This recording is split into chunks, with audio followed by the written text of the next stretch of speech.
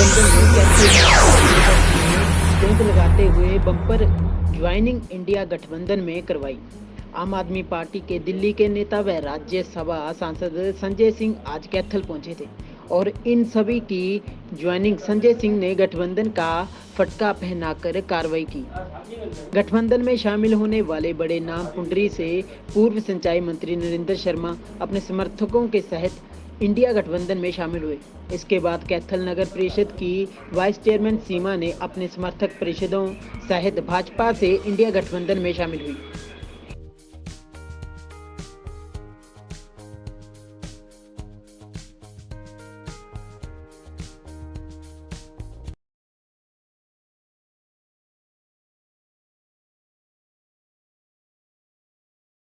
आज बहुत खुशी की बात है कि हरियाणा सरकार के पूर्व मंत्री, जिनके पास सिंचाई विभाग जैसा महत्वपूर्ण विभाग रहा,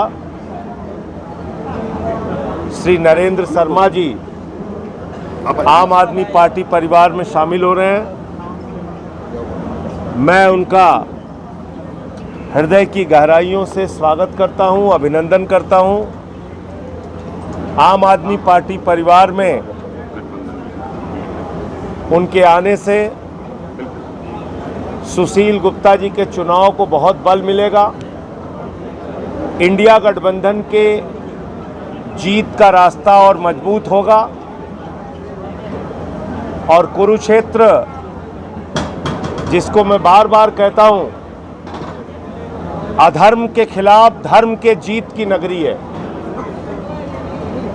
भगवान श्री कृष्ण ने पवित्र गीता का उपदेश यहां दिया।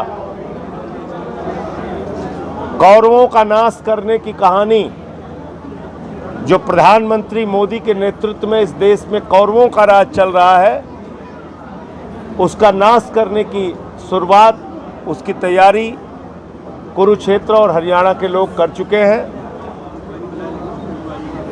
मैं फिर से एक बार नरेंद्र शर्मा जी का बहुत स्वागत करता हूं। इसके साथ साथ नगर परिषद कैथल की वाइस चेयरमैन और भारतीय जनता पार्टी की नेत्री सीमा जी भी आज आम आदमी पार्टी इंडिया गठबंधन का समर्थन देने का ऐलान कर रही हैं।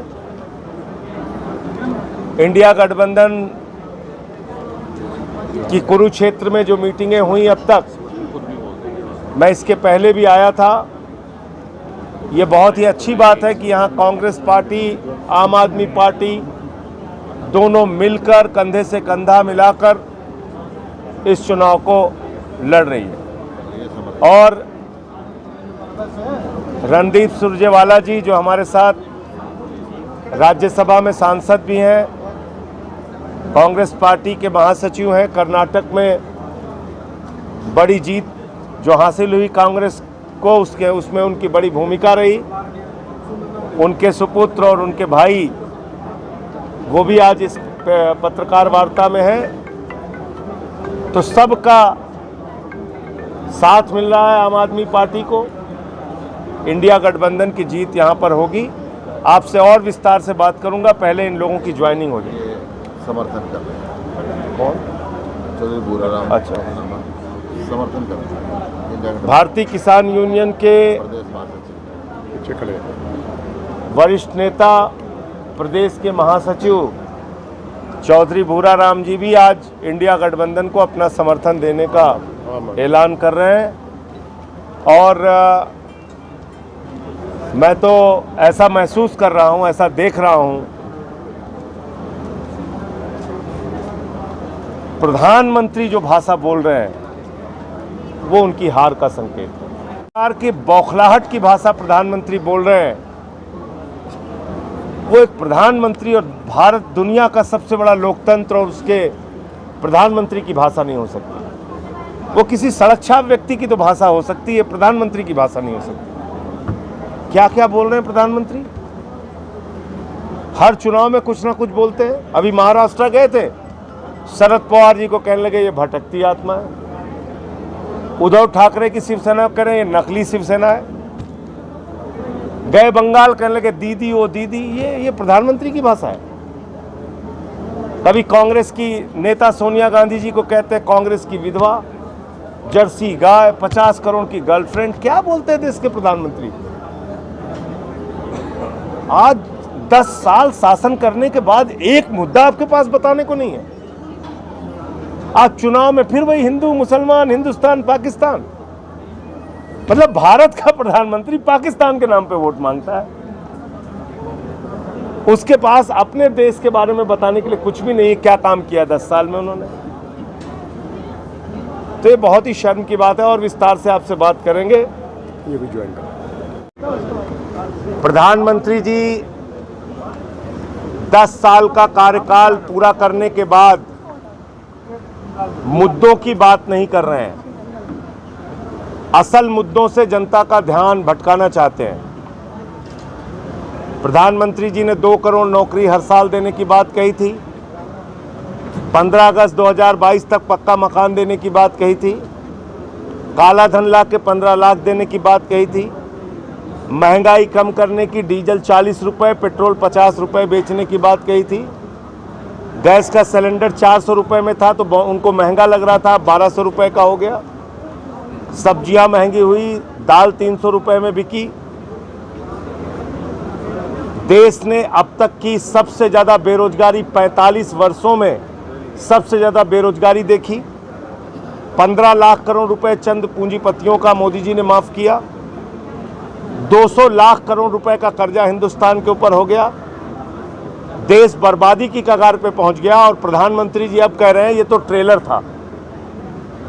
10 साल में देश को बर्बाद करके मोदी जी कह रहे हैं ये ट्रेलर था। इसका मतलब जो पिक्चर आने वाली है वो बहुत खतरनाक है। हरियाणा के लोगों को और देश के लोगों को सावधान हो जाना चाहिए। सावधान हो रहे हैं। मैं तो कई राज्यों में दौरा करके आया हूं। महाराष्ट्र एक बड़ा परिवर्तन देने जा रहा है, कर्नाटक है, राजस्थान है, हरियाणा है, उत्तर प्रदेश है, दिल्ली है, बिहार है। इन सब राज्यों में आपको बड़ा परिवर्तन देखने को मिलेगा। मैं ये पूछना चाहता हूं, प्रधानमंत्री जी आप कहते हैं मेरी गारंटी है, मोदी की गारंटी है। आपकी सिर्फ एक गारंटी है, झूठ बोलने की गारंटी। इतना झूठ बोलने वाला प्रधानमंत्री आज तक भारत ने नहीं देखा। हर मुद्दे पे देश की जनता से उन्होंने झूठ बोला। जिस हरियाणा में मैं हूं, यहां का जवान सुबह 4 बजे उठ के परिश्रम करता है, मेहनत करता है सेना में भर्ती के लिए। पंजाब का जवान सुबह 4 बजे उठ के परिश्रम करता है, मेहनत करता है भारत माता की रक्षा के लिए। आपने अग्निवीर योजना ला दी, कह रहे हैं 4 साल में रिटायर हो जाएगा। तो 17 साल में जवान भर्ती होगा, 21 साल में रिटायर हो जाएगा। तो 21 साल का नौजवान तो रिटायर हो जाएगा और 73 साल के मोदी जी को तीसरी बार मौका चाहिए। यह कैसा न्याय है? अग्निवीर भारत माता की सुरक्षा के साथ गद्दारी है, मैं सीधे कहना चाहता हूं। और जिस दिन इंडिया गठबंधन की सरकार बनेगी, अग्निवीर योजना को पूरी तरीके से खत्म करके सेना का जवान 17 साल 18 साल जो उसकी नौकरी होती है, पूरी की पूरी नौकरी उसको दी जाएगी। भारत माता की सुरक्षा के साथ गद्दारी नहीं की जाएगी।